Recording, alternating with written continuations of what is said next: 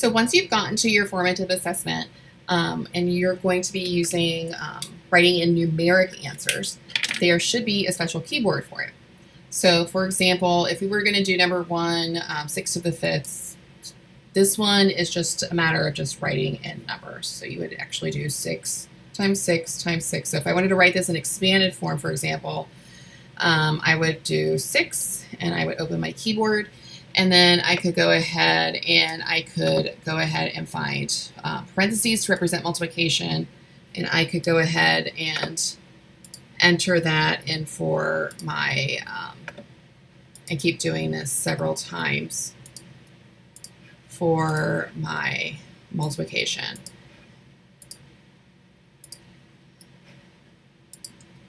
Okay, so if I'm going to go ahead and go on.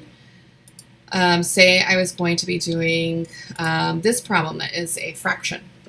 So I wanted to do 1 to the 3rd over 2 to the 3rd.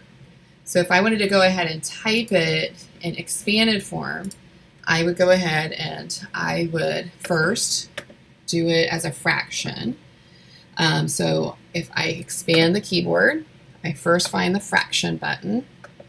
And the fraction button isn't on there, so what you do to get the fraction button is you just use the slash key. Okay, so you hit the slash key, automatically it's going to give you a fraction. I type the 1 on my keyboard, or you can go ahead and you can click on it. If you want to do an exponent, you do not have to you can click this button, but when you click it, it automatically will give you an exponent. The other thing you can do is you can hit Shift 6 for the little upward pointing caret, and you could do it that way. And then for the denominator, you just go ahead and click on the denominator, and then you hit 2. I like to do keyboard shift shortcuts, but you can always push the button to get to the exponent.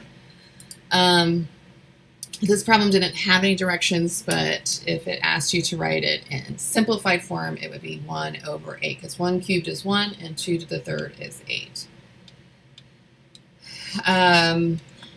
If you were doing this problem and you wanted to add the exponents, we know that because it's the product property c to the 9th, we would write c just on my keyboard. I could do Shift 6. If I didn't want to use the math keyboard at all, that would automatically give me an exponent. Or you can always go ahead and click on the keyboard, then hit the exponent button to get it. And in this case, I would get 8 for my exponent because it's the product property.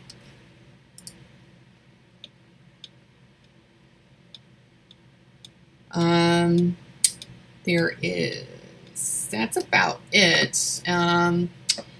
You're not going to be using too many other buttons. Minus sign you can also use for a negative, but if you need to. Fraction, remember, is the slash key, which is underneath the question mark on your keyboard. You shouldn't need to use any of these symbols right now. And you shouldn't need to you can use squared as a shortcut anytime the exponent is squared. Okay. I'm not asking you to show your work, but in the future we will go ahead and we will look also at show your work.